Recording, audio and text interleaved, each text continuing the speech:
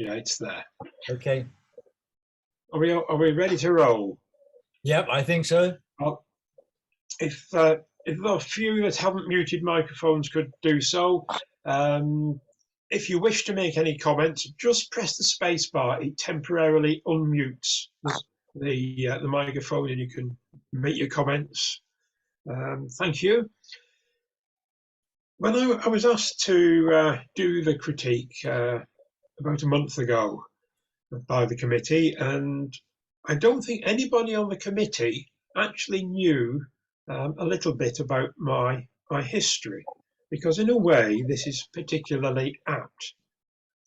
I was an environmental consultant for about 25 years, and I married my technical knowledge and ability with my photography. And I ended up supplying a couple of photo libraries in London with stock environmental images, including pollution, for quite a few years. And we ended up with my photos being used on various magazines, Friends of the Earth, BBC, and many of the broadsheets as well, and other books and publications. So yes, I've done pollution photography for an awful long time. I don't think that was known by the committee when they asked me. So there's the bonus. Anyway, on to your images. So I'll just share the screen now.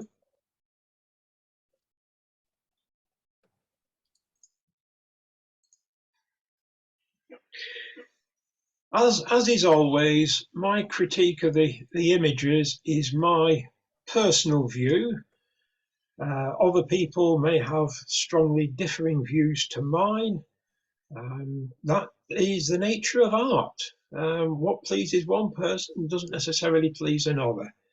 Hopefully we'll provide a few pointers on what I see as ways you can technically improve something, or give you some options for other ideas with the same content, etc. So hopefully there'll be something in there for everybody. This is the first image. It's very much, in a way, a pattern image. It shows a story of neglect where people have discarded cigarette packets, drinks carton up here on the top left, the shoe, and this has been somewhat overgrown by vegetation. To me, there are two areas of key interest in this photograph. One is this cluster down here, and the other is this shoe up here and the drinks carton.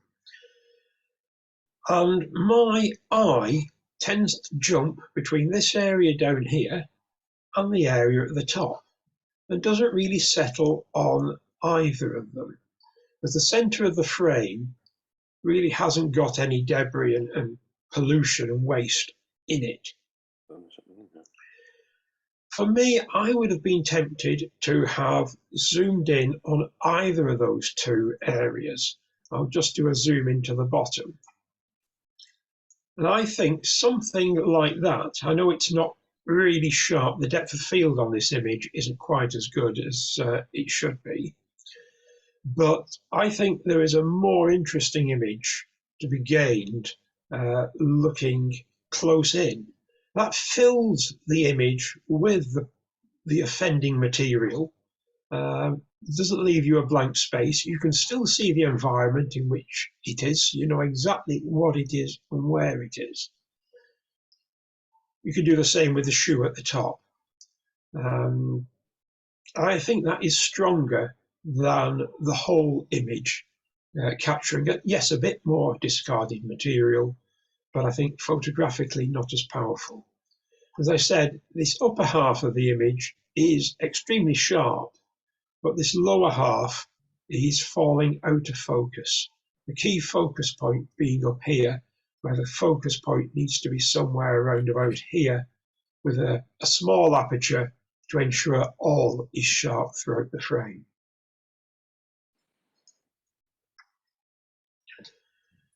For me, this one's much better. We've got 3 primary colours: red, green and blue, and it works. There's no other colour in there. It's nicely cropped, it's tight. So you've got the blue at the bottom, on a diagonal with the red and this green background, and it works very well.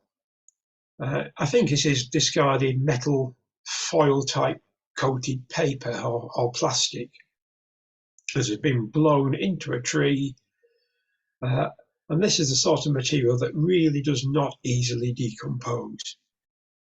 So a good picture, well cropped, well seen, well composed. Maybe just slight burnout of the highlights. Could brought that back just a little bit, but good photo there. Nice one. Just enlarge that a bit. Here we've got a bottle and some cigarette butts and a bottle top. For me, the cigarette butts really add a major component to the image.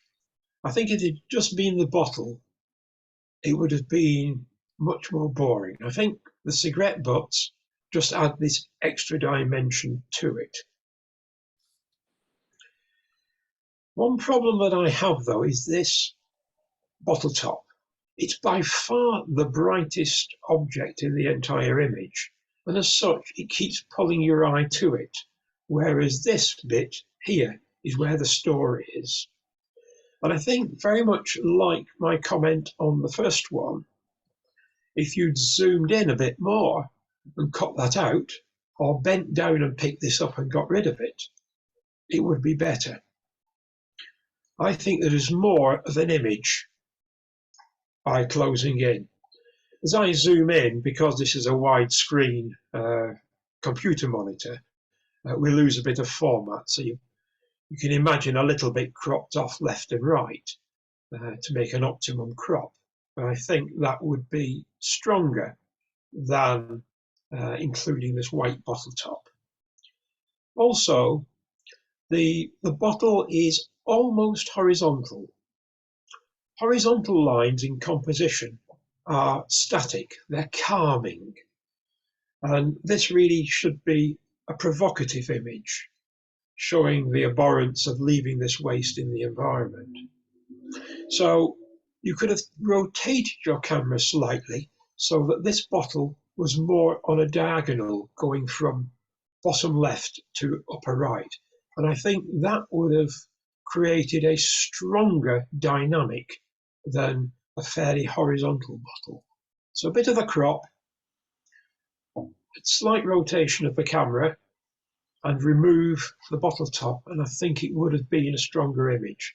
But nevertheless, still nicely done.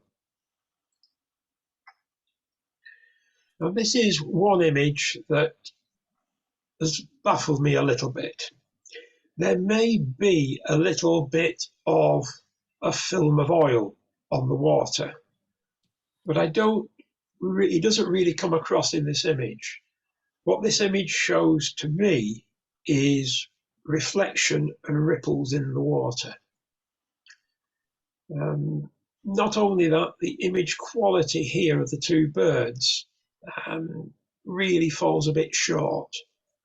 So I don't think this one shouts pollution like the other images do in this set. And these were Ankhels. And Ankhel, that is an excellent photo for pollution. And rather than the title slide, I would love to have seen this in your set of 4. Because of the fumes of the diesel smoke from that image, lovely and sharp. I like this one. If you'd have swapped that one for your final image, it would have been much better.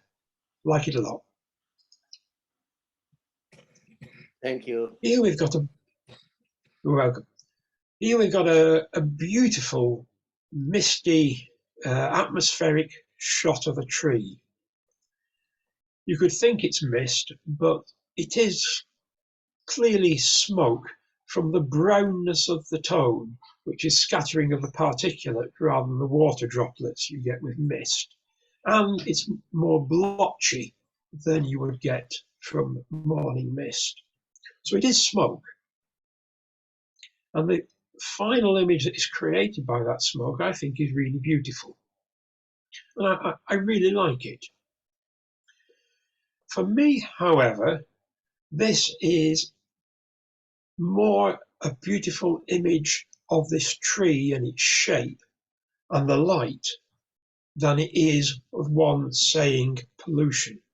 Yes, the pollutant is there, but that isn't the main message that the photograph gives to me. So I think it's a great image, but it doesn't strongly say pollution. Not for me. We'll see a few of these ones in today's set. When the wind blows from the Sahara and it's turbulent and gets into the upper atmosphere, we get a bit of Saharan dust deposited from time to time. And on rare occasions, the atmospheric conditions conspire to give you conditions like this, where the whole sky turns orange. And it's like putting an orange filter on the front of your lens. I've had results like this when I was shooting black and white, and I always carried two camera bodies at the time, one with black and white film and one with colour film in it. And I put the orange filter on the lens, take the photographs, and then find out afterwards I actually had the wrong back on the camera, and they all turned out looking like this. To the author's picture, I think this is extremely well thought through in terms of its viewpoint, because we've got the trees at the bottom setting your Spanish foreground. We've got the mountains and the peak bang centre and a vast expanse of empty sky. And it's the sky that really is the issue when you've got these atmospheric conditions. So I think this one's been done very well. You've found a viewpoint. It may be taken from your garden or even your house. I don't know, but that does not matter. It's a case of what's the composition, what's the image like, and I think it's very good. There is a question again about pollution, because there is no man-made effect here. This is a natural environmental meteorological phenomenon that winds have put into the atmosphere dust from the desert. And it's as rare to get these extreme conditions in Spain as it is to get snow in the Sahara, but it does happen. And if you had a photograph of the Sahara Desert covered in white snow, you wouldn't think of that as pollution. And therefore, the reverse of that is this really pollution, or is this just a meteorological event? And I think personally, and I said a lot of this is personal opinion, that this is the latter. It is a more recording a meteorological event. But nice shot. Now this one I really like. I'm guessing, I might be wrong, that this is near Matharon. I went to that location. I seriously thought about putting one of those images in myself. Glad I didn't, because I think this is better than what I would have put in. So well done to the author. What I really like about it is it shows the contaminated land. It shows where there's pooling of liquid highly contaminated liquid, looking at the colour that you have here. You've got the waste spoil heaps from the mining activities. And of course, this contamination is what's leached out from this spoil heap. So what makes this one is we see on the right-hand side the ruins and the remains of the industry that gave rise to all this contamination and waste. And that puts this picture, not just a picture of the contamination, it makes it into a story.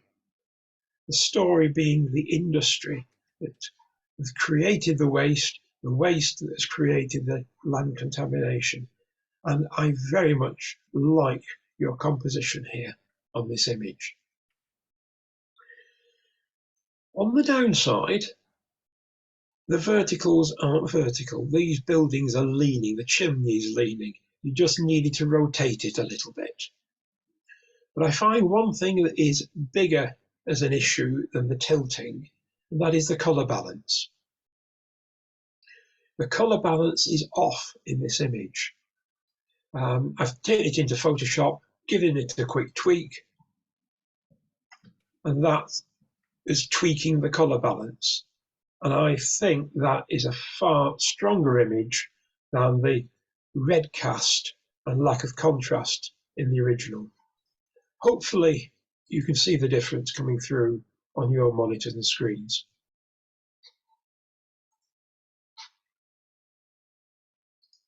I didn't straighten the verticals.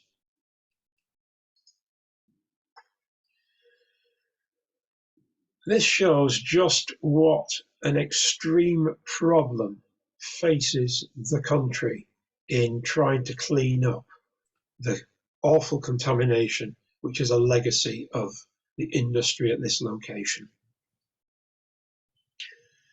The contaminants here will have seeped down quite some distance, and it will be a very costly and major exercise to renovate this area. This shows the contamination very well indeed. It shows it with all the cracking and the leachate filling the gaps between these blocks. It's a horrible mess. This shows it very well indeed. So it's a good reportage. But as a photograph, I think in a way it's fallen between two opportunities. I think you could either zoom in and make it entirely a pattern shot, not necessarily this composition, but there's plenty of compositions to do in here, whether you go large or small. Or you could put a wider lens on, have this as the foreground, and see a bit more at the top of the image of the industry and the ruins of the buildings that actually gave rise to this contamination. I do feel that this one is neither one nor the other. We don't see enough of the buildings, and their presence in this image detracts from a pattern type picture. And these were Ashton's images, and a nice landscape image with smoke settling in the valley from so much of the burning that we do see in the Almeria region. Again, Ashton, take care with your verticals.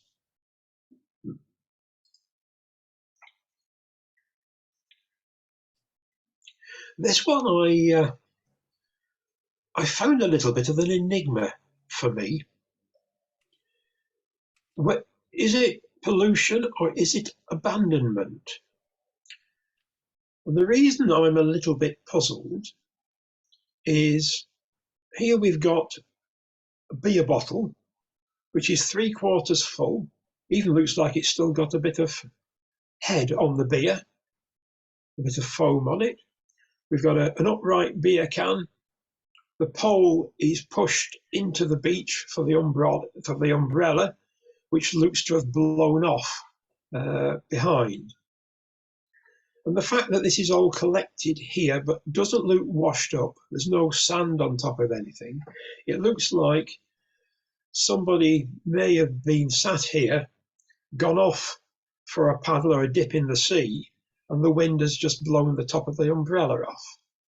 I might be quite wrong. This might have been here for some considerable time in still conditions, and it has just been left to rot in the environment. So that little puzzle leaves me undecided, I think, about this image. It's one that I'm not sure is powerfully pollution for that reason. This one I think is great. You've got the two ducks with this horrible plastic carrier bag between them. They can't come together because you've got that in the way. Excellent photograph. Says so much about how we fail to respect our environment and what it is doing to wildlife. The one thing that you might have been able to do with this image, I think, to make it even more powerful, is if you had used a polarizing filter on this photo, you could have darkened the water much more effectively. And if you darken the water down with a polarizing filter, the two ducks and this plastic would have leapt out of the image even more strongly than they currently do. But it's a great image, really good. For me, this is just fantastic. Love this one. I may be wrong in my assumptions. I don't like guessing things, but my guess is this is a lavender kiln. Could be wrong. Apologies if I am. Yes, it is. Thank you.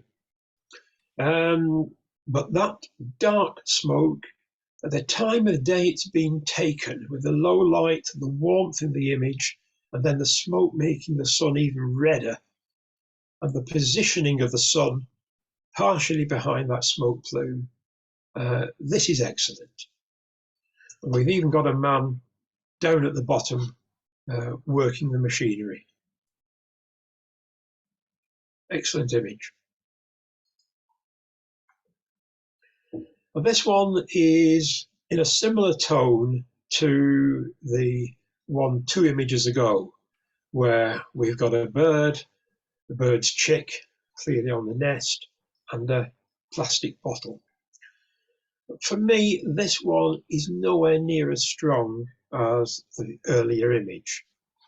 We've got this bird, a coot in English, looking out at the top corner of the image. We've got this chick looking out the side of the image, and we've got the bottle down here pointing out to the bottom left corner of the image, and the entire center of the image is empty and featureless. And as a result, there isn't that interaction between the wildlife and the pollutant, this one bottle, that we had in the earlier image.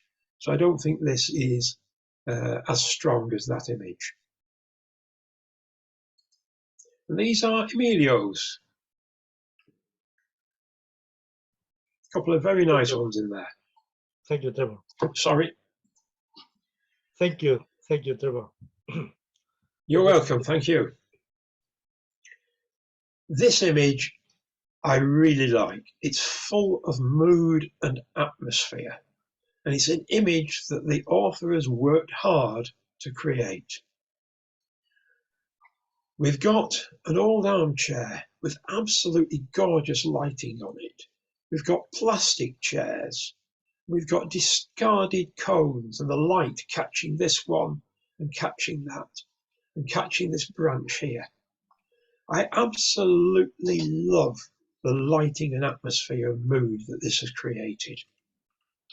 And for me, it would be an excellent photograph apart from a small technical shortcoming. You can see where I'm drawing my line here is a line dividing the shaded part at the back from the sunlit part at the front. And the author has done a lot of work to burn in the sunlit area that he wants to hide.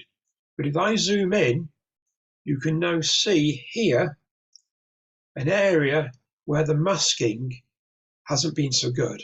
You've got a light patch there, you've got an original sunlit patch there, a bit of sunlight on this concrete block, and a bit more onto here. And once you've seen it, and you go back to the full-size image, that, to me, draws my eye away from where it needs to be. So a little bit more care, a little bit more work on the masking, and you have got a tremendous image here.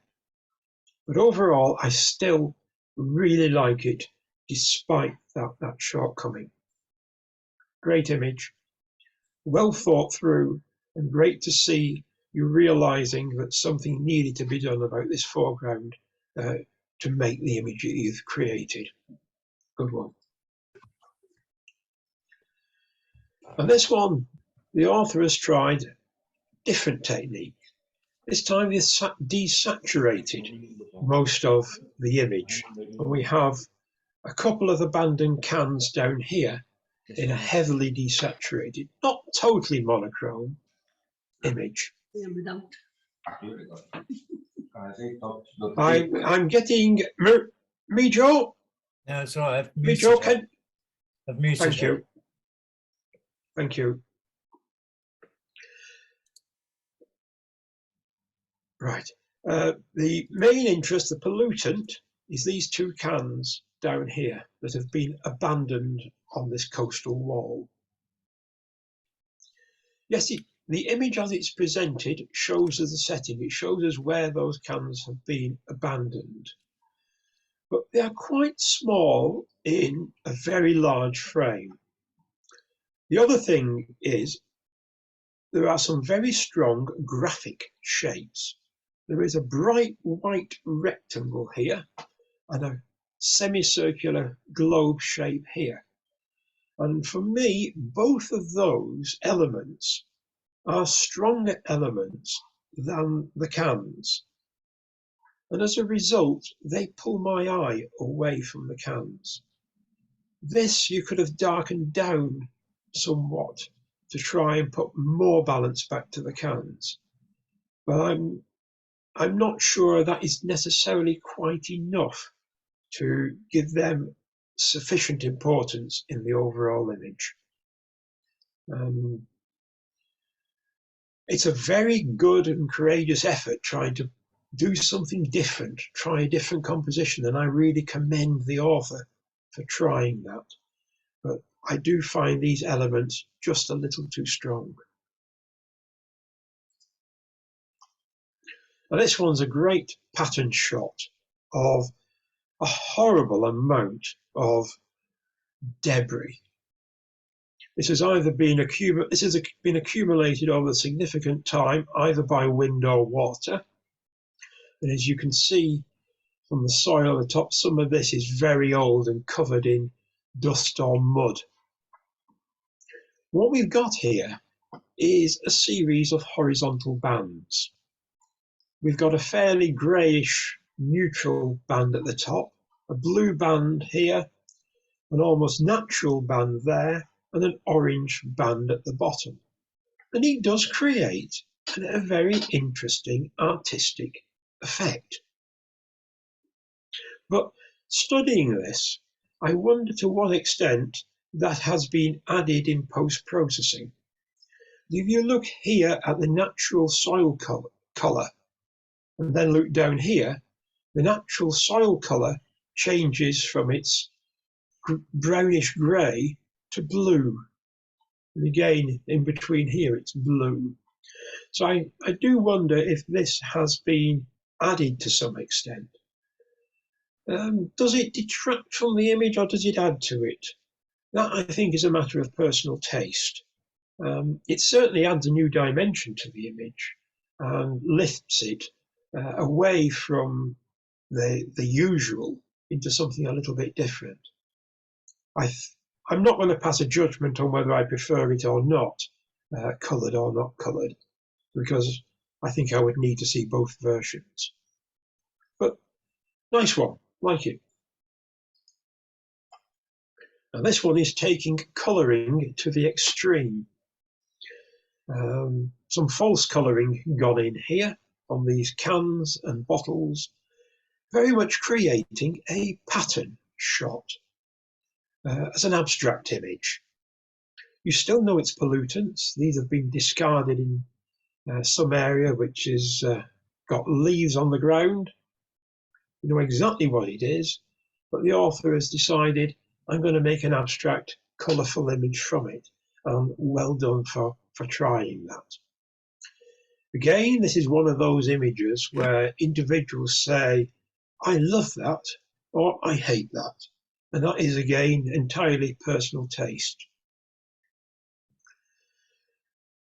When you do this sort of an image, one of the hardest things to decide when you're trying to compose it is where you put your crop.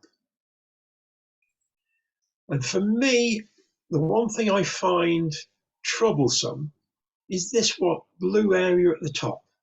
It's where the ambient background is at its darkest, so you've got a bit more contrast, and it's right at the very top. So it's sort of pulling your eye up out of the image. And if that had been dark up here and not blue, you would have had this band of pollution across the middle, which I think would have been stronger. So I think that is a little bit of a misplaced element, a bit distracting. You can try cloning that out probably quite easily. The other question I have is this cup is a very strong element in the overall collection of debris. And to cut it on the edge, I find a little uncomfortable. It might be better to have found an angle where that cup was whole rather than cropped. Inevitably, with something like this, you will get something chopped off at the edge of the frame. The trick is to try and make it not a major object or one that draws your eye. But yeah, nice idea. Nice to see something different being tried.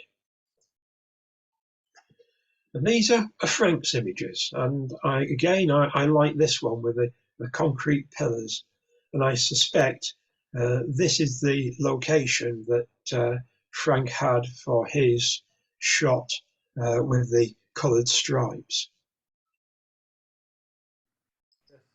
Indeed. I don't know if you can hear me. Yes, I can.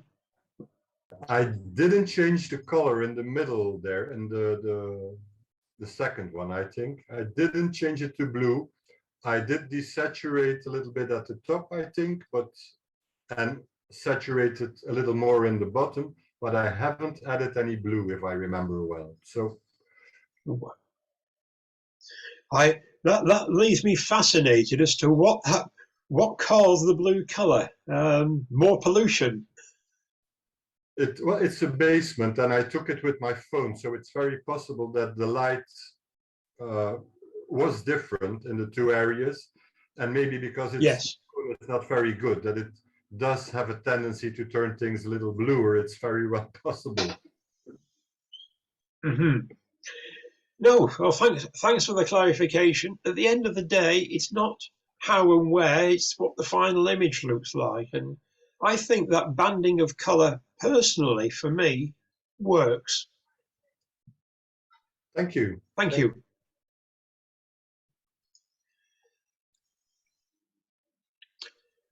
Now here we've got an image of, in a panoramic format, of dead trees. And I think this has been very tightly cropped. I think the panorama format suits it very well indeed, because if we had a lot more of its surroundings, I think it would detract from the image. However, I think it's just slightly too tight. I think I would like a little bit more space just below the waterline at the bottom and just above the birds at the top of the trees up here. This one is another picture that puzzled me as to whether it is pollution or not. And the reason being, something has clearly killed these trees. But I don't know what. It could be pollution that has killed them. It could be disease that has killed them. It could be flooding or drought that has killed them. I don't know. So in that way, without knowing a cause, I have a few questions. Well, Trevor, But for me, may I then yes, comment on it? They are cormorants. please do. They're cormorants, and this is very typical because they shit so much guano that they kill everything around because of what they shit out actually. And it's very typical. Wow. And you find it big deposits in Chile, for example, that they quarry the guanos that could be meters thick and they use it as fertilizer. Yes. Thank you very much for that explanation. Yeah, and I think So in a way that if you had all those birds in your garden, you would consider it pollution then rather than a natural stuff. either that or I could make a fortune selling it. Yeah.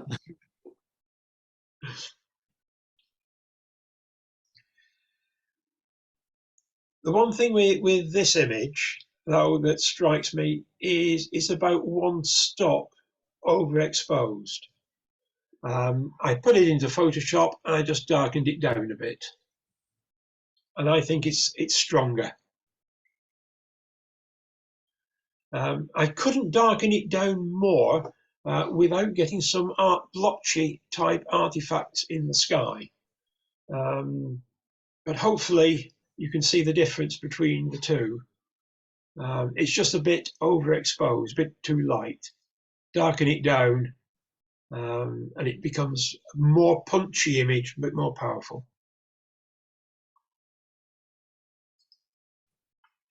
Now this one I think is wonderful. This is a great image. Highly commercial image. This image would sell. We've got visual pollution, a visual eyesore from all these aerials on the top of whatever structure this is on. But not only that, all these aerials are receiving electromagnetic signals, and we are polluting our environment with electromagnetic signals. They're not there before man, they're created by man, and therefore, they are put into the environment and therefore are a pollutant.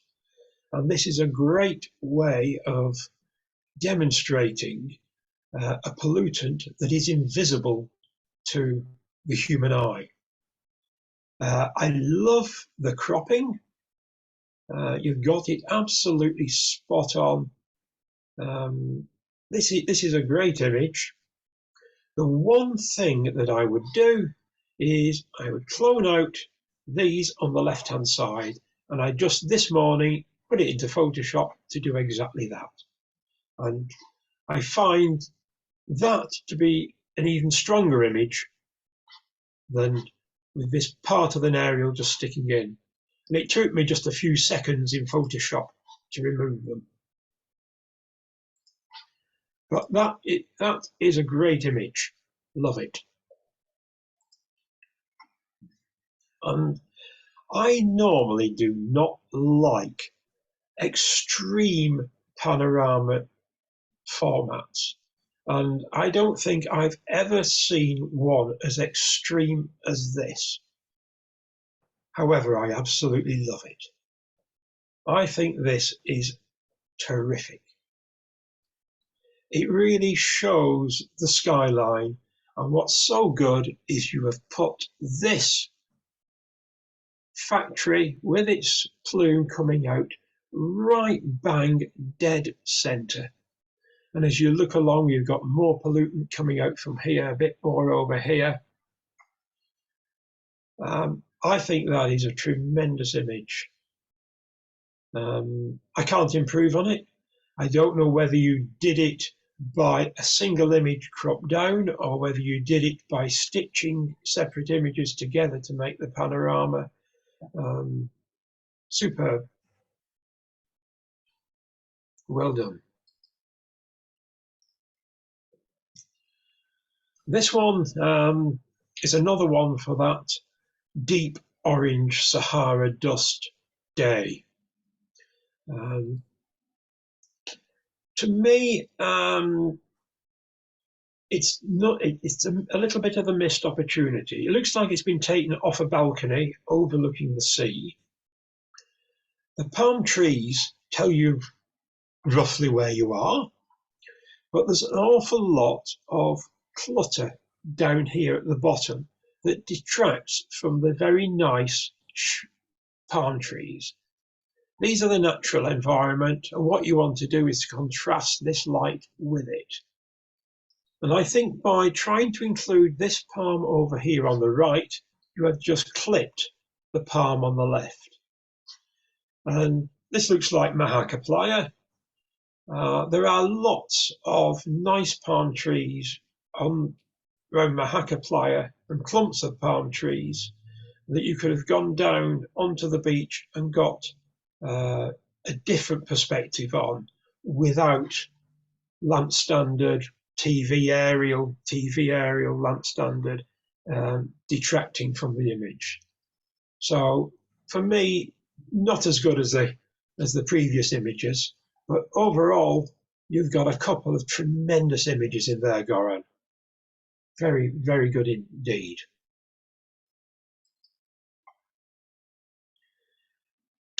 Now this one hits you in the face. I really like this one. You've got all the horrible colour of the tailings from the mine working, and you can see exactly what has caused this coloration. The old mine shaft and the winding gear. Very, very well composed. You've got it on the upper third, and you've got a powerful foreground. The only thing I would do is I would just trim a bit of that sky off. And I think if you went for a composition like that, it would be even more powerful. You just, for me, just a little bit less sky. But really like your angle, really like the image. For me, it's probably just a little bit oversaturated. I would like to tone it down. I know some people prefer highly saturated images. Matter of taste. My taste is just a little bit more natural than is portrayed here. But great image. And here we see again the extent of contamination, and I presume, like in Ashton's ones, this may again be the same location, which I suspect is near Matharon.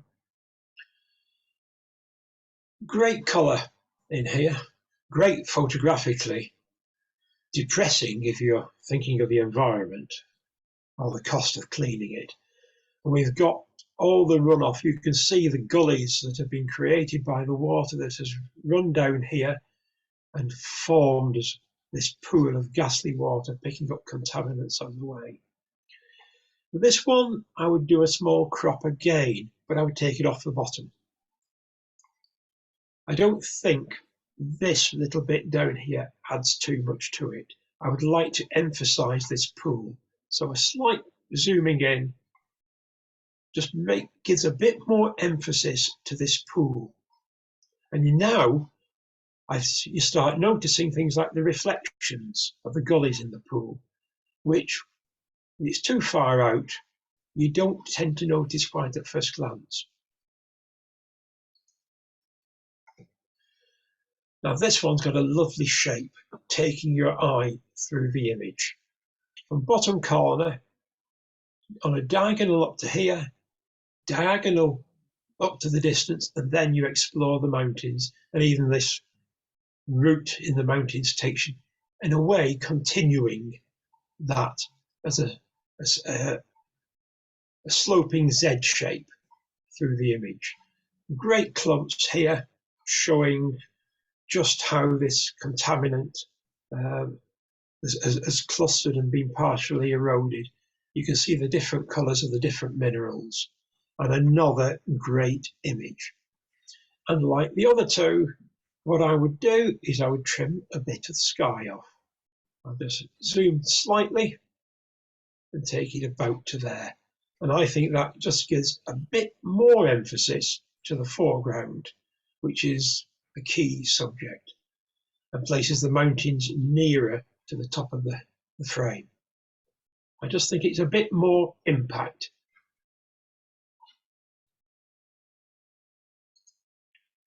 And the final image, another great image from this location. We've got a pool here with reflection in it, and this gorgeous pattern of cracking and being infilled. Colours are absolutely gorgeous in this. However, I might be wrong here. I'll give the author away by this comment, because the author is Harry. If you go with Jean or somebody else, please tell them to back off when you take your photograph, not stand at the side of you and cast their shadow across your image. I don't want to start a domestic row, but sadly, once you see that person's shadow across here, you can't lose it. And it's not easy to take that out in Photoshop. You can do it, but it's a lot of work. Also, I suspect if the photographer that was stood to your right, maybe Jean, has got the same lens on, she might even get a better picture, because looking across, you would have this a little more centrally placed over this pool, and you would be able to get in the very right hand of this pool. Whereas now the only way you get that right hand part in is to show more of this hill to the right, which is far less interesting than the subject material over here. So as a viewpoint, stand about 4 or 5, maybe 10 paces to your right and shoot across there. But having said that, I still think this is a really great image. And Harry, that is a great set. Very well done.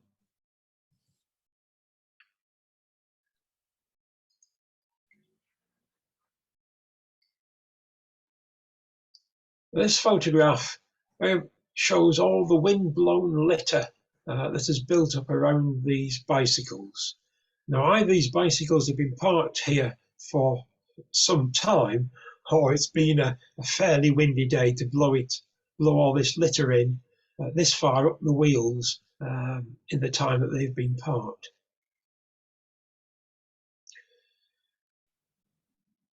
There's some interesting shapes, a lot of circles with the wheels, and then blocks and squares and triangles created by the pavement. And that makes a nice and interesting contrast of pattern and form. The lighting is somewhat dull on this image, which I don't think helps. You're often faced with the day that you've got in front of you, but I think a little bit more contrast would lift it a bit further. Also, I find the very top of the image has got a lot of detail in it from these bikes, and I don't think that actually helps the image. The key part is things like this wheel and this debris here. that red light is also a little bit of a draw to the eye in the top. So I would have been tempted to have zoomed in a bit, just enough to know it's still bicycles. You've still got the curves. I'm deliberately taking that red light out and all the litter. And I think that says the same sort of message as the basic image, but in a much more simpler form. And often simple is more striking. I would have gone for that sort of a composition, but it leaves a little bit of red in there. That means you can, of course, desaturate once you've zoomed in, if you wish. Now, this image, I think, is great. And it's a different angle on pollution. We're not looking at car fumes. We're looking at car congestion. The car is something that humans have built, and some of our tourist towns and tourist villages are absolutely choked by the sheer number of these cars that go into them, particularly during the holiday season. And I think this is a superbly cropped image that depicts that congestion brilliantly. In photography, we have some so-called rules. And those rules, if we follow them, like put your point of interest on the thirds, intersection of the thirds, etc., we end up, more often than not, with a good image. If we break those rules, not knowing what we're doing, we usually end up with a second-rate image. But breaking those rules by knowing what you are doing and deliberately breaking those rules can give you a great image. And that is what I think has happened here. What is the bright point? A red brake light right over here, right at the edge of the frame. Where don't you normally put something as bright and dominant as a red light? You don't put it on the edge of the frame. In this image, it really works. This van is stopped from making any progress by the sheer number of cars coming down this road. And without that red light, if you'd have just cropped it without that, it would have looked like a parked car. And it doesn't. This shows I've had to stop. I've had to wait. And yes, I really like that. Very good image.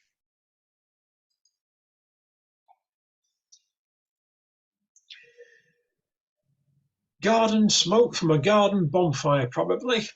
And we have a contrast between the trees in the foreground, which the smoke is not affecting, and the misty trees in the background. And it does show that smoke extremely well. For me, I think a bit more punch is still needed. I think we need to have a bit more black in these foreground trees. If you have these with greater punch, the contrast between the foreground and the background would be more stark. I think that would improve it. But nicely seen, and a good portrayal of smoke.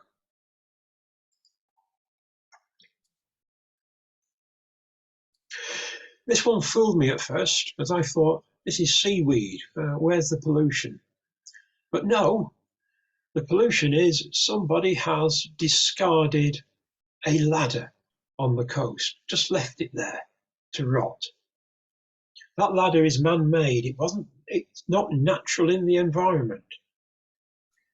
But what is now happening is the seaweed is now actually taking hold on this, clinging to it and making a new home. In a way, this is as much a picture of pollution as it is a picture of recovery from pollution. The natural environment starting to take over again, and colonize this and return it to some degree to the environment which it should have been all along. The ladder has been placed well on a diagonal across the image. I know what Harry would say. He'd say I'd try flipping that, make it go from the bottom left corner to the top right, because I always read left to right, and he may well have a point. I haven't tried flipping it. But what I would do with this situation is for me, I would have changed lens. I would have gone with a wide angle lens from much closer, because the dimensions we're seeing at the front of the ladder are much the same as the dimensions at the back of the ladder. So there is no real depth to this composition. If we'd have put the wide angle lens on, got down to a lower viewpoint nearer the front of the ladder, you would have had it taper in much more to a point as you look along the ladder. And I think that would have been much more powerful than a simple straight diagonal across the frame. And these were jeans.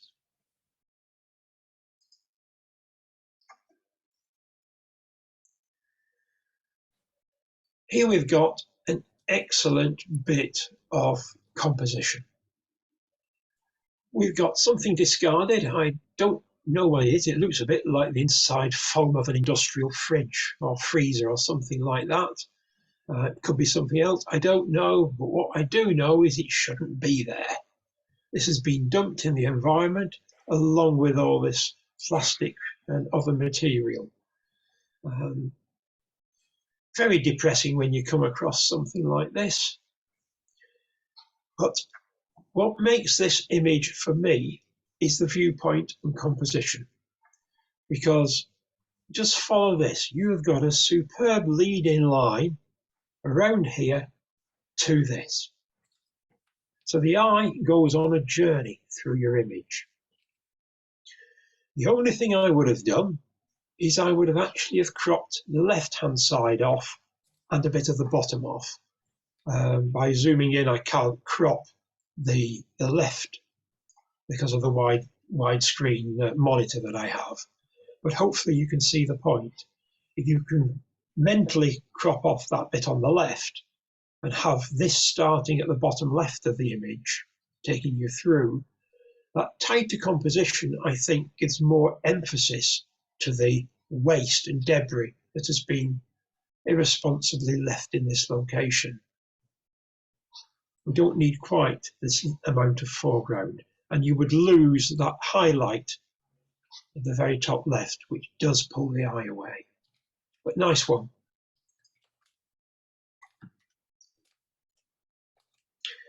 Here we've got scum on the surface of the water. It looks like a pool, an inlet on the sea, and some triangular orange plastic or carton stuck on the top of the scum. We've got some very nice curves in this composition. We've got the curve of the wet sand and the dry sand. We've got the curve of the edge of the water or edge of the scum. We've got the curve inside that of the water, and that is all pleasing. Unfortunately, this curve, which for me should have been complete, is broken by the edge of the frame. So you lose the power of that curve by cropping it here. That scum can occur through pollution, particularly through the release of nitrates into the sea through agriculture. But it can, under certain natural circumstances where you've got a lot of strong waves and organic matter in the sea, natural organic matter, it can also be produced naturally.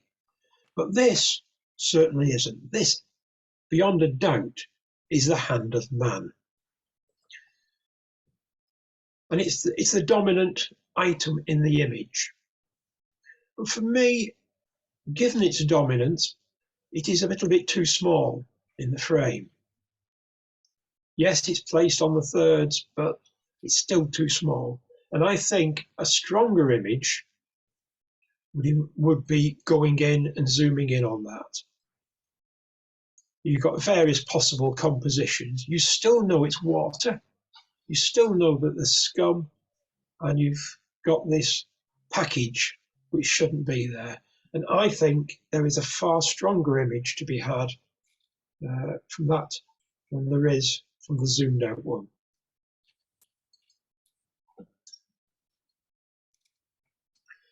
Now here we've got a commercial image.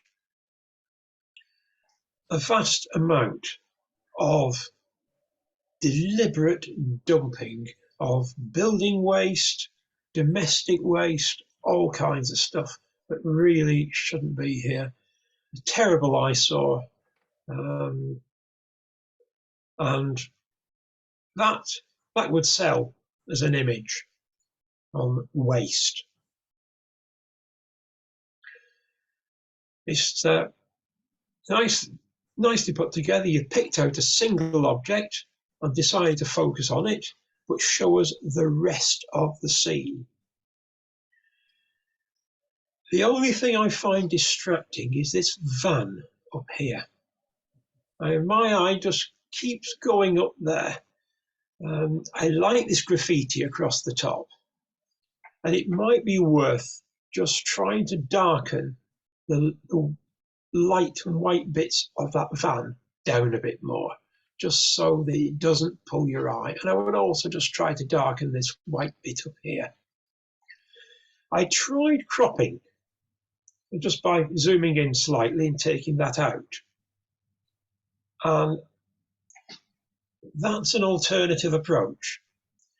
The downside is you lose a little bit of the top of the graffiti on the right, but that might be a better image where you're seeing nothing but this discarded sofa and all the debris, and you've still got most of that graffiti. But this I find too distracting, a little tiny bit at the top, but nevertheless a commercial image, a good one. Here again, this is material that has been dumped, construction material dumped from the top of the slope, and we see so much of this in Spain, where you build a new property, and how do you dispose of your surplus materials? Well, you just shove them over the back of the nearest slope.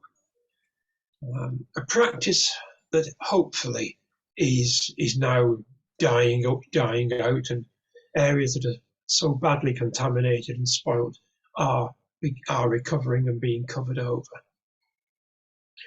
There is a nice S shape running through this image if you follow it from the bottom left across to here, up this slope, and then again up to the offending area right at the top. But I don't think the author has made enough of that shape. I think by burning in this bit to the left and burning in the grass down to the right and maybe a bit of the foreground to darken these, this path of debris that goes up through the image could be made much more prominent and much clearer in the image. And as a result, I think the image would be stronger. But well seen, well composed, with a little bit more post-processing of burning in, I think could make it stronger still. And these were Mijos. And why, oh why, Mijo, did you not include this image in your set? I think this is fabulous. This, for me, by a long way, is your strongest image. The two mattresses, the suitcase, these rectangular shapes, three of them, the rectangular shape of the polystyrene, and then this concrete pillar. I really, really like that. And as I say, I think that's by far your strongest image. Pedro.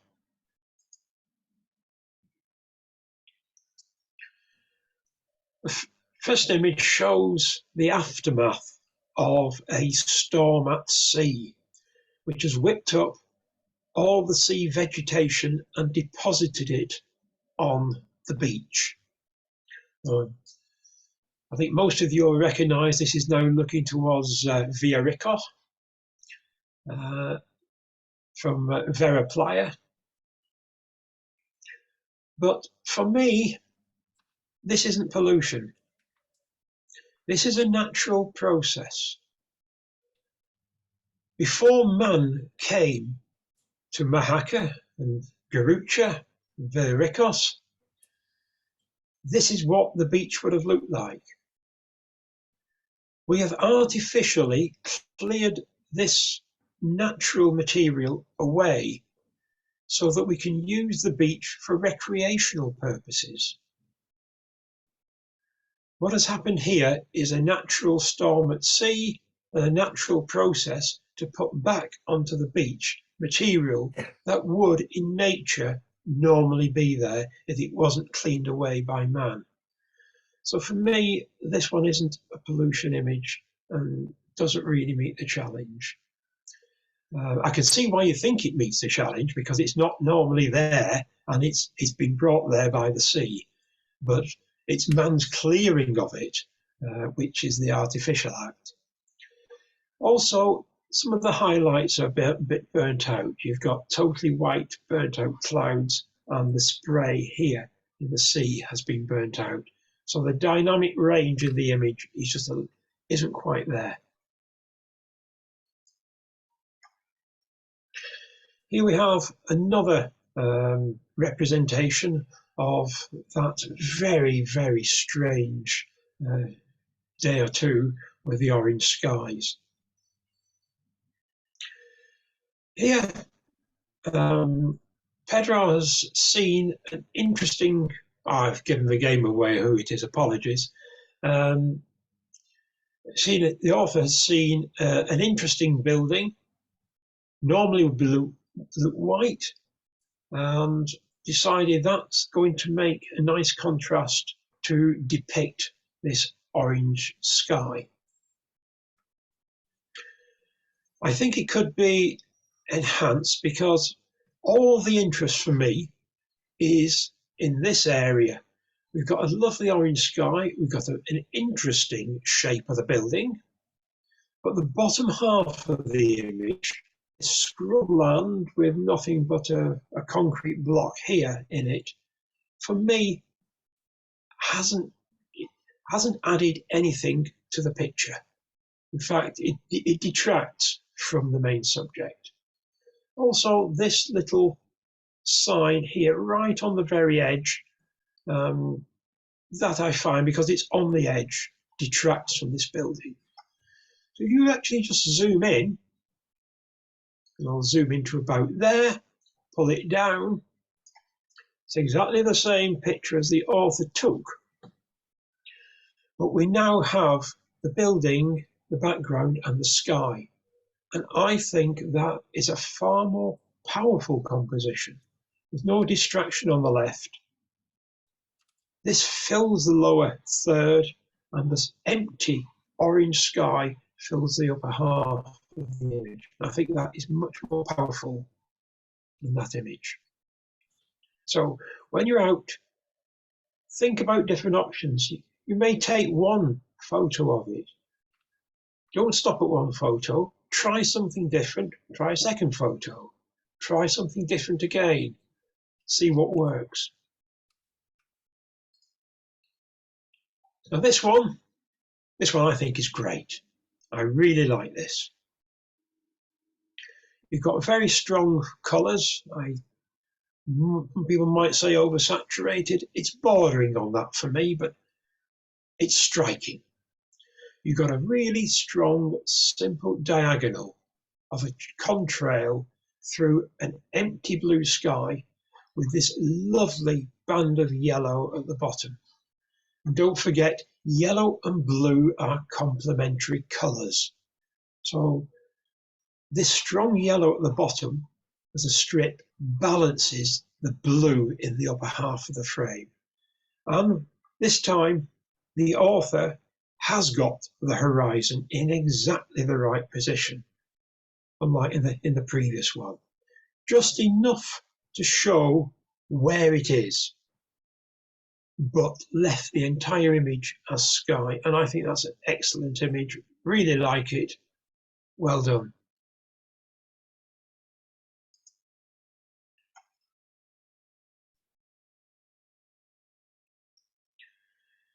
This was another image which I really like.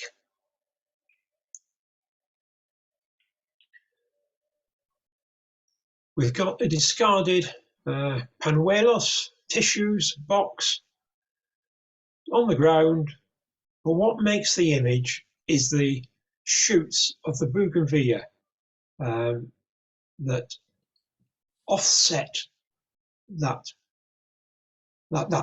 piece of debris, piece of litter.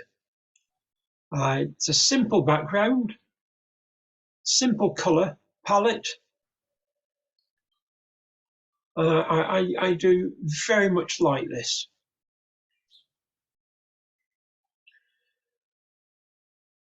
Two things. One is the actual box itself is somewhat burnt out. You could bring the highlights down, and secondly, you can crop it into this area. And I put it into Photoshop to do those two things. And that's what happened. I've just darkened down the highlights on this. I can't recover them fully. And I think that, as a crop, is a really, really powerful image. I think you've got the makings there just by cropping it and darkening that of an image which I think is tremendous, or potentially tremendous. Oh, and as we saw from the name at the beginning, these were Pedro's. Pedro, if you put your title image number as the very last one, you will remain anonymous until the end, rather than making it Pedro Barranco 001. So if you make that 005, it comes up at the end.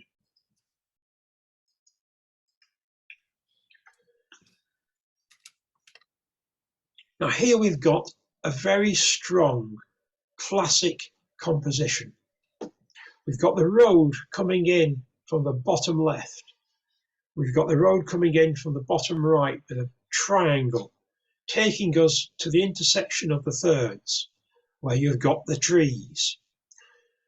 There's another big triangle in this greenery here, again pointing us at these trees. And as you look along the road, you see the litter that has been discarded, spoiling what should be a very pleasant view.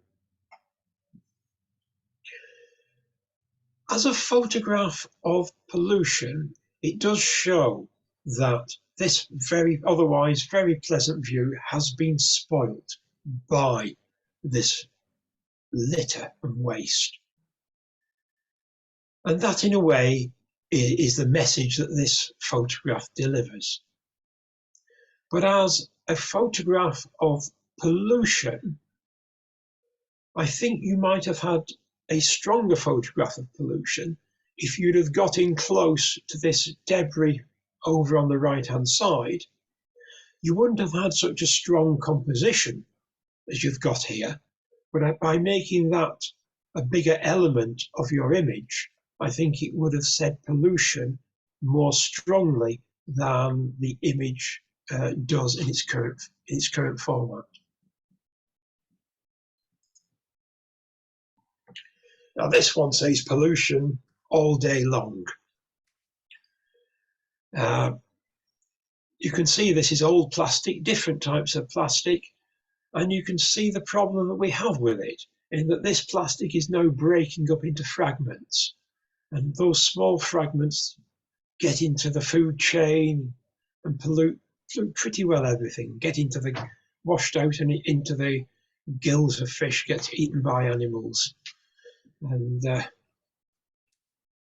is exactly what we don't want. And it's a very good depiction of it. Very good composition, spot on composition. For me, two things, this area at the top can be darkened, and I think this is a bit overexposed and overlight. And I just had a go at toning those down. I could have perhaps lightened this central area a little bit, but I didn't do that. But by doing that, you've got more detail actually in this discarded plastic container. You're not drawn up to the top left the same, and you're focusing very much on the plastic fragments and shards in the middle. So I think dark, nothing more than burning in, but great image.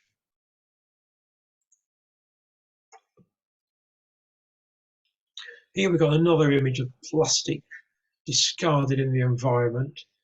This has either been after a rain shower or it's very early in the morning with heavy condensation. It doesn't matter. I think the water droplets add a nice element to the image. For me, I would have just liked the camera angle to have been tilted up a little bit more. I don't think this bottom section down here adds an awful lot to it, and there is more litter and plastic further up, and I think I would just like to see a little bit more of what's up at the top of the frame and a little bit less of what is at the bottom of the frame. But a good image. Depth of field tapers off quite quickly through this. These grass blades are pin sharp, but as you start to look into the middle and certainly into the distance of the plastic, you're losing the sharpness. So focusing somewhere midway through this and using a narrow f11, f16 aperture, I think would have given a slightly sharper image. Now this time, the author has tilted the camera up, and we can see the setting in which the waste material has been left. And the author has gone for quite a wide panorama, and I think that suits the background very well. But for me, unfortunately, it doesn't suit the foreground too well, because we've got this debris waste over on the left, we've got the debris and waste over on the right, and right bang in the centre where our eye wants to look on this image, we've got nothing but empty grass. And I would suggest one of two things. Either there's a nice bottle, and not so nice in environmental terms, over here. Go and pick it up, put it here.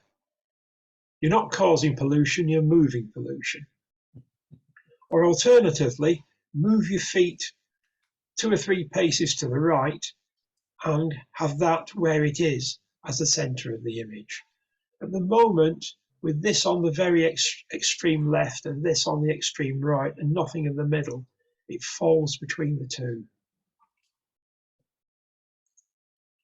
And these are marlines, and I like this fairly decomposed piece of plastic. Looks like it's been melted.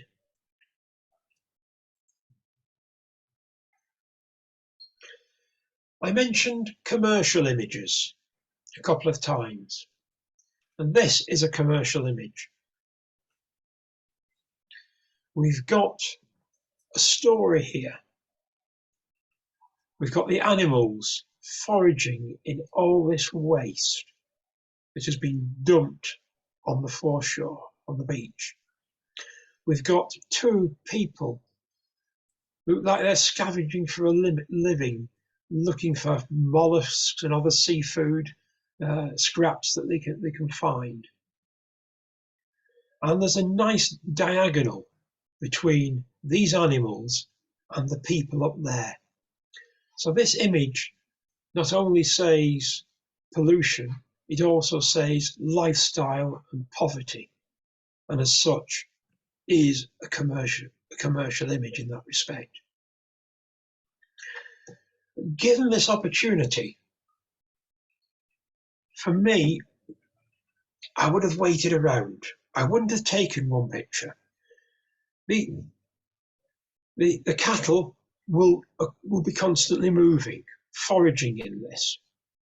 But the problem we have here is what's the centre of interest. And the centre of interest, as it currently is you're looking straight up this cow's arse, for want of a better phrase. You really want that cow to be side on or angled on, not looking straight up its back end.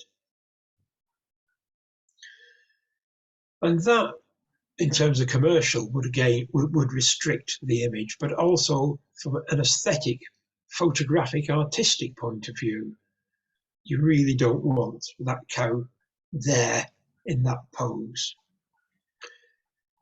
Given that constraint, I would be tempted to crop this image. I know you lose the two people, you lose the sea in that setting, but look what happens if you crop it. Just something like that. Now, this cow is still there, but your eye is entirely focused on this one. That cow at the edge of the frame is incidental. This cow is dominant in the frame, as is the one behind you probably didn't really notice before. So it totally changes the point of interest, and it still sends a strong message about pollution, and you know it's on a beach. But bring it back, you see this one far too strongly. So stick around, take more than one photo. Grab this one first in case they disappear, but stay around to see whether you can get something better.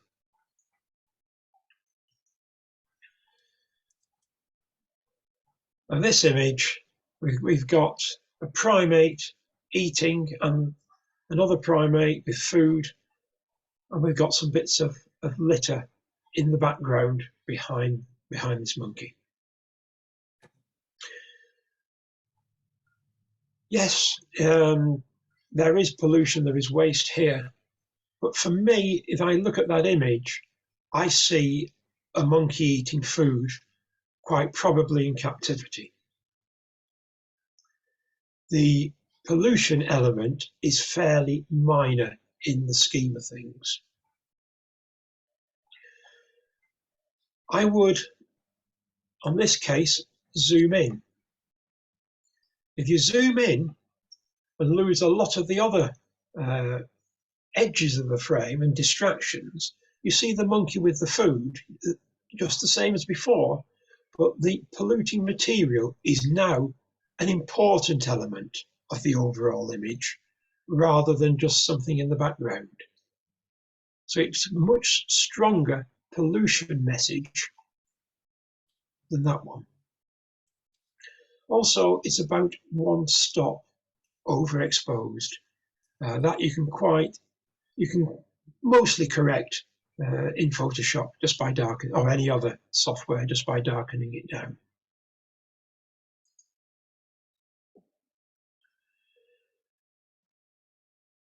Now this one, I'm not sure personally whether this is waste that has been washed up onto this part of the foreshore, or whether it's part of a litter picking exercise where it's just been gathered here waiting to be taken away. And the reason I say that, question it, is this on the right hand side. Because if this has been washed here, this is a fairly pristine looking cardboard box, and I wouldn't expect this to be standing up in this location. But that aside, that doesn't matter from the point of view of the image. We're looking at the image as a whole, and this is debris that has been created by man and has found itself onto a beach where it shouldn't be, and as such is pollution. It's very much a pattern shot, as we can see various shapes, crinkled cans, lots of circles, rings here, but I think it's not got a structure to it, and I think it needs a bit of structure. I'm not sure it needs quite as much foreground, and a bit more off the top, shown at the top, might create a stronger image.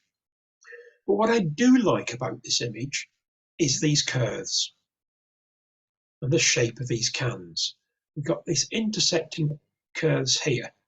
We've got curves in this one, circle here, and more as we go in through the filling or dispensing nozzles. And I think that is more interesting than some of this peripheral waste. So I took this into Photoshop to give a crop. And this is a different angle. You can still see it's a beach, but it makes more of the shapes of these cans. And for me, I think that crop, I find it more interesting than this one, where your eye doesn't really settle on any particular point. Your eye clearly follows these three curved shapes here. Again, my preference may differ from yours, may differ from other people's. Now, this picture I found particularly depressing. Not depressing for the quality of the photograph, but depressing to see how some people's lives are and what is happening to certain parts of the planet. When we look here at all this waste and contamination, I get very sad. This contamination is so severe, it's even discoloured the Andalusian flag that's flying above it. Joking apart, it's a very, very good image. Again, another commercial image. Depicting life of poverty, depicting pollution in the third world. And there is one real plus that you've got for me, and that is this man here who is walking into the image. There's every chance with this sort of a composition without him that your eye can start to drift out of the left-hand side of the frame, because so much points down this way. But by having him here in a blue shirt against a yellow sandy beach, or beige sandy beach, walking inwards, that totally stops your eye going out of the left-hand side of the image. I think it's very nicely cropped. I would take a tiny, tiny bit off the top, just to give a bit of extra emphasis, and I'll show you that in a moment. One thing I would do is I would clone out that red just on this left-hand side, on the very edge. I think that is a distraction right on the edge of the frame. Clone that out. I'll just try zooming in a little bit. Just above this mast, I think, is where a crop needs to be. And I think it just brings the foreground that little bit closer to the viewer. And these Vivians, a couple of very good ones in there. Well, the final set are mine. I don't know if anybody out there wishes to comment on mine, or whether you actually want me to say what I think about my own. You go ahead. Any Trevor. offerings? That's Okay. The Peak District. It is indeed. You recognise it. Yeah. Yeah. I went up early one morning for the dawn and the sunrise onto the top of Mount Tor, expecting fog in the valley, and there was no fog, but then it all condensed. And as the sun came up, this was the plume from a cement works, which it is. The cement works was there before the Peak National Park was created, and therefore still lives on despite being in the national park. It's still operating to this day. But you'd got this nice mist and this brown plume coming up. It wasn't so visible as a brown plume till it hit a sort of reversing layer, at which point the plume went horizontally. That's where all the particulates gathered and created this brown effect.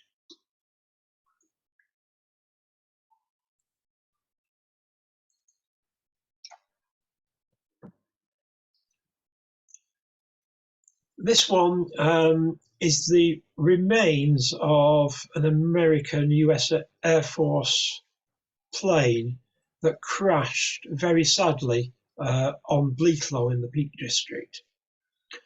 I made a hike to go and see the debris that is left there.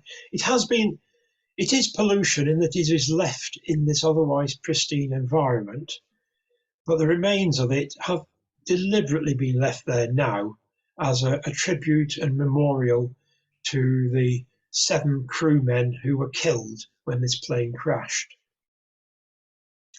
And actually standing where this plane crashed it was so sad, because had that plane been something like 20 meters more elevation, it would have cleared the edge of the escarpment that lay just a short distance beyond where it hit. It came so close to being safe, yet tragically, it didn't quite make it. Yeah, the UK is quite full of them, Trevor, as you probably know. It is. It is. It's very sad. This was after the Second World War. It was on an internal flight from Lincolnshire to Burton Wood in the northwest, and just came down. Just flew a little bit too low as it went over the Peak District, and 20 meters higher, and it would have cleared the edge. That piece of metal that you're seeing there isn't curved. That piece of metal is actually straight and is part of the fuselage. But I used the mobile phone in panorama mode, knowing how it distorts images, to create this effect. And it's almost like an eye. And I wanted to put some distant debris looking through the whole of it, almost like through the pupil of the eye. And that was the effect that I tried to create with this image.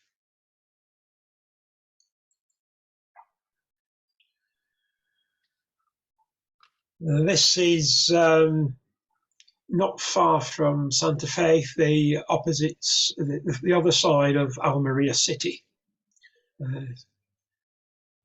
I have, in my time of walking various river valleys in Spain, come across armchairs or settees. There seems a disproportionate number of chairs in the environment. But this one I particularly liked as a contrast with the railway bridge above it. And that was the result in picture that I took.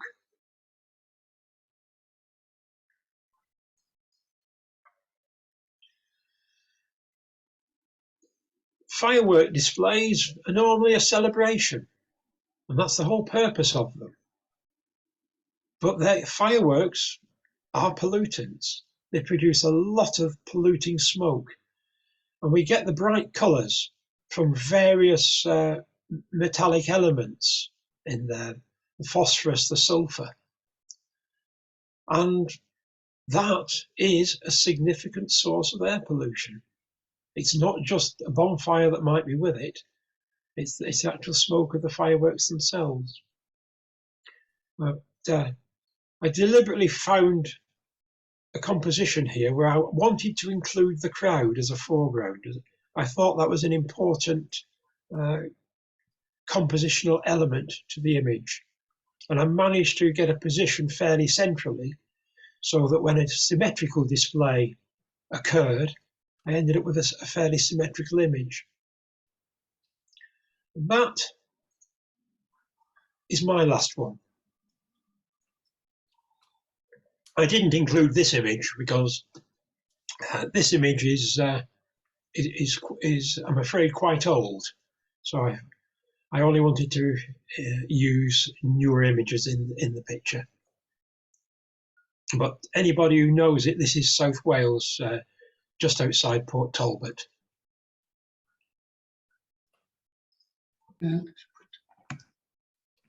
Okay. Thank you very much. Yeah, thank you very Yes. much. Okay. Very Right. Thank you, Trevor. Give me. Go ahead.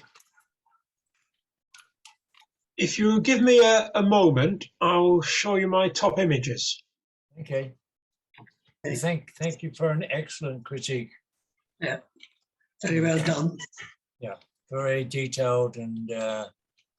insightful. Can I just? Thank you very much. Sorry. When we were talking about the monkey, it wasn't in captivity. It was actually in India. And Oh, yes. I do agree with you. I should have cropped it, and then it would show more the pollution and the. This would strike me that the monkeys were eating basically anything, as you know, that they can find. Mm. That was the sad part. And the one that you really like was in Ghana, and there the pollution is just awful. It's So horrific, thank isn't you for it? the critiques. But yes, you have got their images. The image quality, I don't know if you took it on a phone or a compact. The image quality isn't quite there for actual sale purposes, but as a compositional image, you had images there that were saleable. Thank you. Yes, they were in a very old Panasonic, compact Panasonic, so the quality, I had to work quite a bit on Photoshop to improve the quality, and it's quite an old one. So, Yeah. But thank you for the critiques. No, thank you. If I can show my favourite 5 or favourite 6.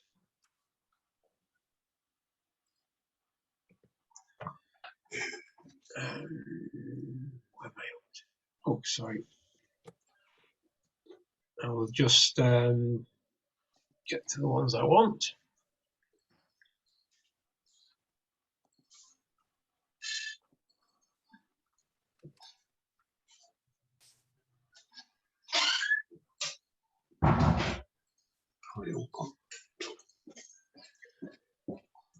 Oh, sorry. I got the wrong one there. Okay. Sorry about that, folks. I'm just going to stop share because I shared the wrong thing. Right. I'll try that again.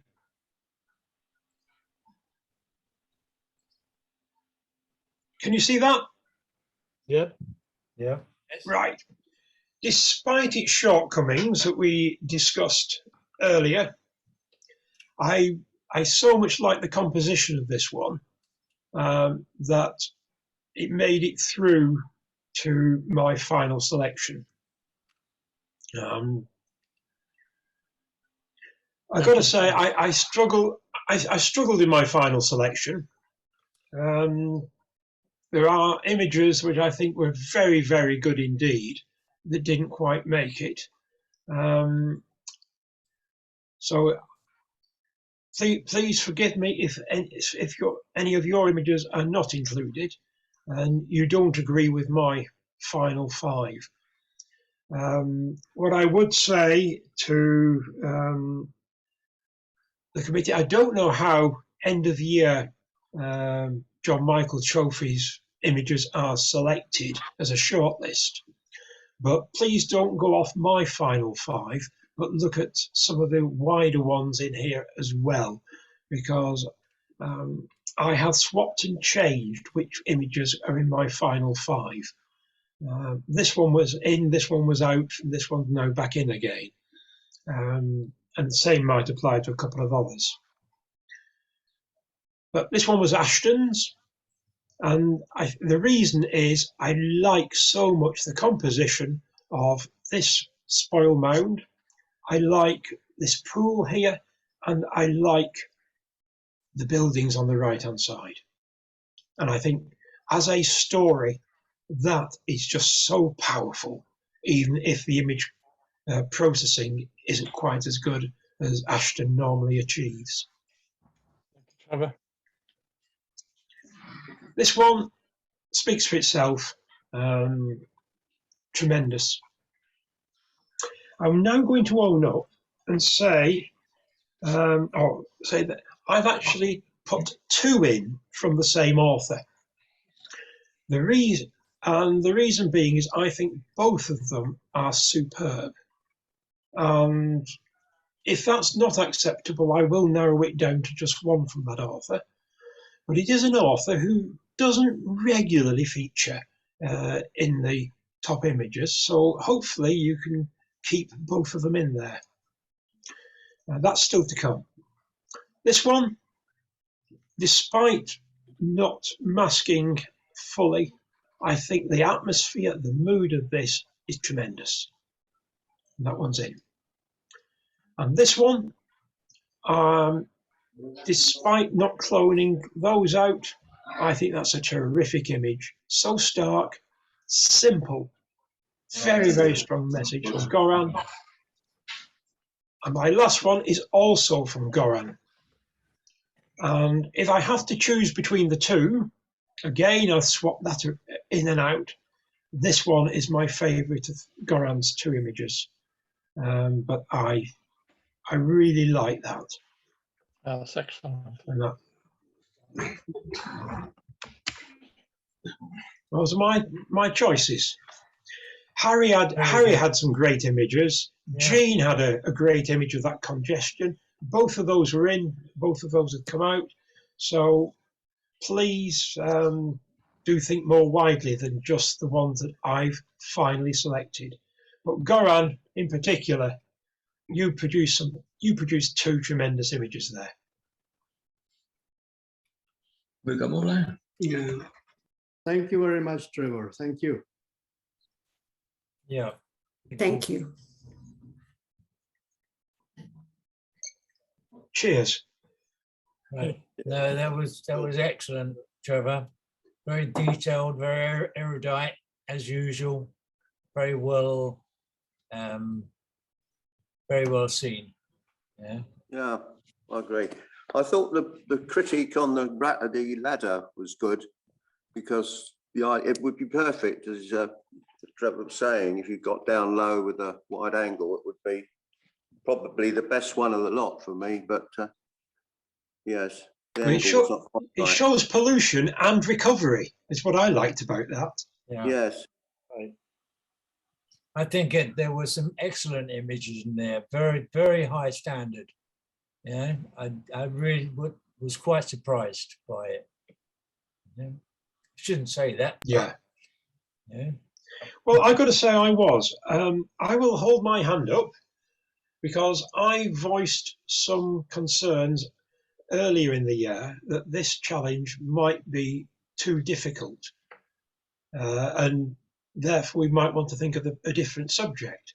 And the general consensus was, no, let's go for it. We can find pollution, and members have proved themselves right. Yeah, but more than that, I think whatever the subject, it's the photographic vision that's important. Yeah, and that was Hmm. that came very much to the forefront. Yeah, it was actually Yeah. the photography that was good. Yeah, it wasn't yet It was. pollution. Yeah, I mean that's all around us. Yeah, but the way of showing it, the way of photographing it, producing a good image, yeah, a very classy image. There was a very high standard there. It was. Yeah, and there are many images in there that send a very strong message with them. Yeah. And artistically, a lot were really, really good. Yeah, no, that's what I mean. That's the way I see it. You know, I see it as a photograph, you know, because I mean the subject is whatever, yeah, but it's interpreting it to get a good image out of it, a really excellent image, and there were very many excellent images there. There were, and people trying different things. Yeah. No, it's very simple to just point and shoot, you know, at a bunch of rubbish somewhere. But I mean, they were actually very well thought out, very well seen. Yeah, there's lots of excellent images there. Yeah. So if we have this challenge again, we can have a club outing to Ghana. Yeah. Yeah, I'm afraid you'll find it very, very depressing. I think I would. Voluntary work there at an orphanage. So the whole experience was quite depressing. And I think it came through in my photograph. Also, when I photographed the children and the people there, I know it's happened in a lot of countries, especially African countries, but I found Ghana especially, and it hasn't got much natural beauty in terms of landscape. It's the history, you know, obviously in slavery and the corruption and the poverty, which, no, I wouldn't put it on my top list to. I don't think I could face it. No. I honestly, I came back. Luckily, the orphanage that I worked in was not depressing. It was sort of like a big farm, and but the you know, the head of the orphanage was obviously very, very corrupt, although he's supposed to be a priest, and the children were happy because they didn't know anything different. So that made it a little bit more bearable, if you like. But I traveled a little bit in Ghana because I wanted to see, especially the Ashanti people who are artists. They deal with gold, with printing, but everywhere, you know, the first thing they look at you having obviously lighter face than theirs is they see money. And so it's take away, you know, there is poverty. Yeah, no, I don't think I'd want that. No. I mean, I spent quite a lot of time in China, and there is also poverty, but it's, I don't know, I just find it more, I mean, China, obviously I would go again and again, but Ghana on the whole, I found very depressing. So Dave and Janet, don't put that on your next travel list.